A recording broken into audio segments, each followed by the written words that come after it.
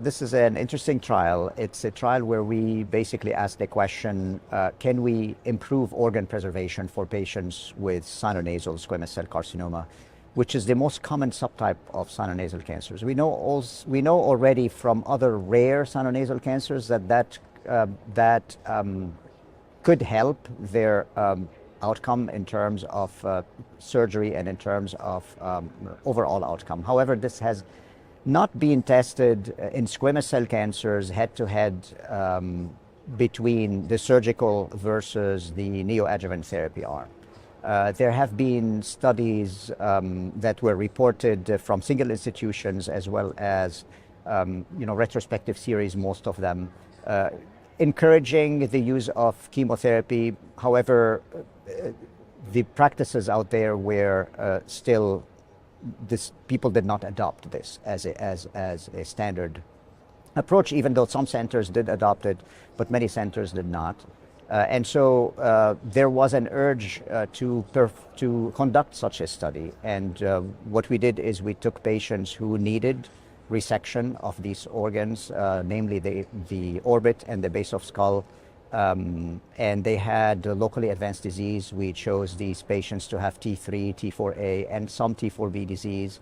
And we randomized them to half of them went to surgery straight and got post-operative radiation therapy, which is the standard of care for these patients. And the other half got 3 cycles of chemotherapy, a platinum and a taxane, docetaxel and cisplatin, followed by surgery and the same post-operative care as the other arm. And the questions were, are we improving the chance of organ preservation? And the 2 organs we looked at are the base of skull and the orbit. Those are organs, when you resect them or compromise them, they lead to quality of life issues. Obviously, I don't need to tell you why the orbit or the eye becomes a major issue for people when they have an orbital exenteration, but certainly the base of skull has its own complications.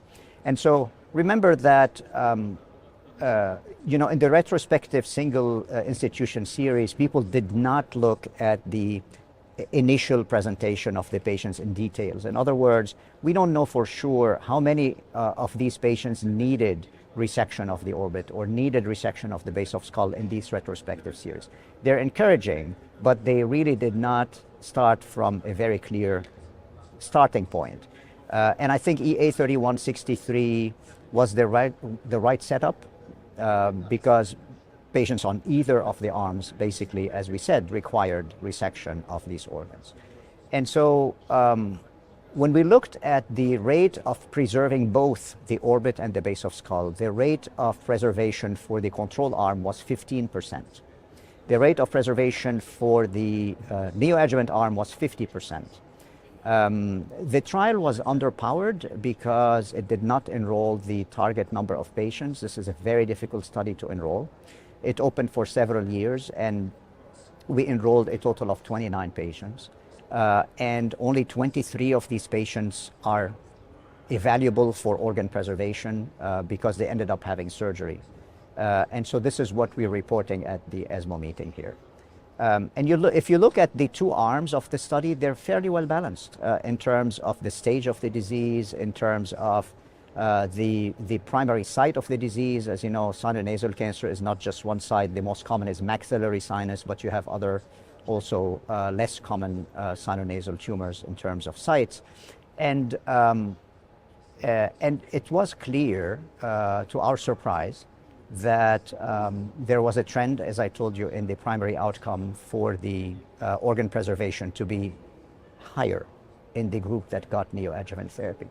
So we looked further at specifically the pathologic stage T3, T4A disease, because T4B disease are patients usually who are deemed in the majority to not to be able to have surgery. However, the trial allowed some of these patients to go on, provided the surgeons were deemed them to be able to have surgical resection of their tumor. And so when we excluded these T4B, which were very few patients out of the total, we did get a significant difference, which was statistically significant, between the control arm and the neoadjuvant arm. Of course, again, the study is underpowered. This information was really surprising to us, and the degree of numerical differences when you look specifically at orbit preservation itself, and you look at base of skull preservation itself, also is trending strongly towards the neoadjuvant arm as favorable in terms of preserving these structures.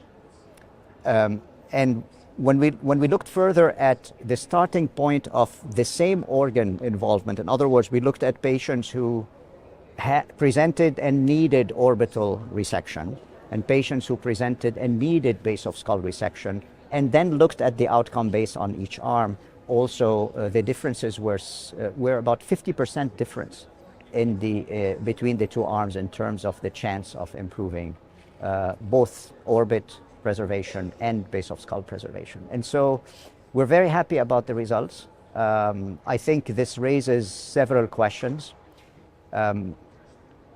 Should a randomized trial be continued or pursued? I think given the challenges that 3163 had in accrual, even though it was a multi-center trial that was supported from different angles, and also the fact that these results are now supporting more neoadjuvant therapy, I think it would be very, very difficult to justify prospectively randomizing patients to such a study. Part of the reasons why we also decided to interrupt the trial is because the field of systemic therapy has moved, has evolved, and the introduction of immunotherapy in the neoadjuvant setting is something that has gained momentum in different cancers, in lung cancer, and is being applied now also in head and neck cancer. And so because there is this question of organ preservation, I think that takes priority as well in sinonasal squamous cell cancers. And so I think the future studies or questions that are worth asking, and some of the more recent trials are already looking at that, is the value of chemoimmunotherapy, for example, or other targeted agents together with immunotherapy as a means of improving the chance of organ preservation for these patients. And so I think the future along those lines looks brighter. The main take-home message from 3163 is, what now? Between now and the next generations of trials maturing and reporting, should we still do surgery as the primary modality if we know the patient will need orbital exenteration or base of skull resection and have surgically resectable disease? I think this is the group of patients where there's going to be a revisiting perhaps of our approaches based on 3163 and the other retrospective and single institution trials, because they hinted to that. So 3163, I think, came in as a supportive evidence to the literature that used this, even though it was not universally adopted as an approach. And so I think after 3163, I personally in my clinic will seriously challenge a situation where the clinical scenario is needing to have orbital exenteration and not offering a chance to improve on the organ preservation for these patients.